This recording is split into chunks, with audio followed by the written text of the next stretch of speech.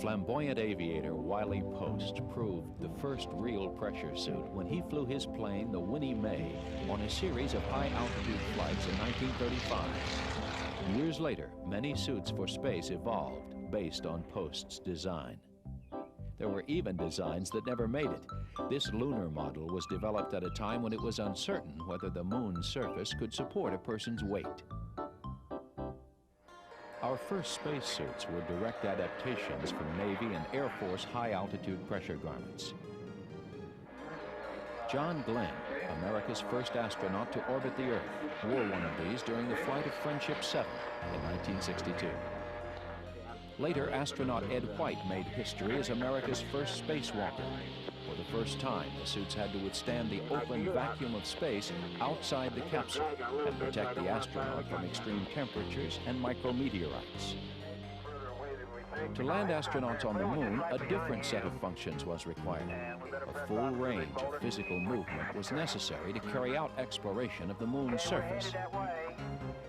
These suits were custom-made. Each seam was tailored by hand. Gloves were molded from the hands of the astronauts. Cooling was provided by this liquid-cooled undergarment. The suit consisted of a pressure barrier and multiple layers of thermal, micrometeorite, and abrasion-resistant material. The shuttle required yet another spacesuit concept. The modular design can be converted to fit any astronaut. Today, there is much work underway at the Johnson Space Center testing a Zero Pre-Breathe Suit, or ZPS, targeted for use on the space station.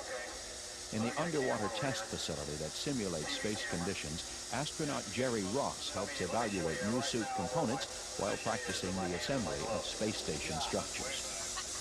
This prototype suit eliminates the extensive onboard preparation required before working in space with the current shuttle suit.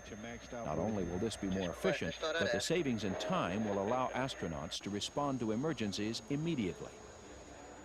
There are trade-offs. The pressure in the ZPS suit is approximately twice that in the shuttle suit. Increased pressure is harder to design for because the suit has to be sturdier. Joints need to be engineered so there is minimal resistance to movement.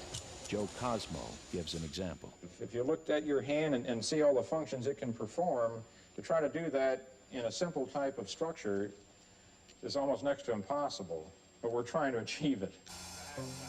Across the country, another spacesuit designer at NASA's Ames Research Center in California is working on a suit that may someday see application on the space station. Vic Vikyakol has devoted a major part of his career to working on hard spacesuit technology. The suit can be entered from the rear and is built entirely of aluminum, a good material for space. It shields well against radiation and will hold up to the daily rigors of the space station. We know enough about metals that we can use conventional aerospace fabrication techniques and reproduce the suit. If you build one, the 10th one will be the same. Through time, spacesuits have evolved from limited mobility systems to the present, where we are seeing more and more sophistication for use on the space station and beyond.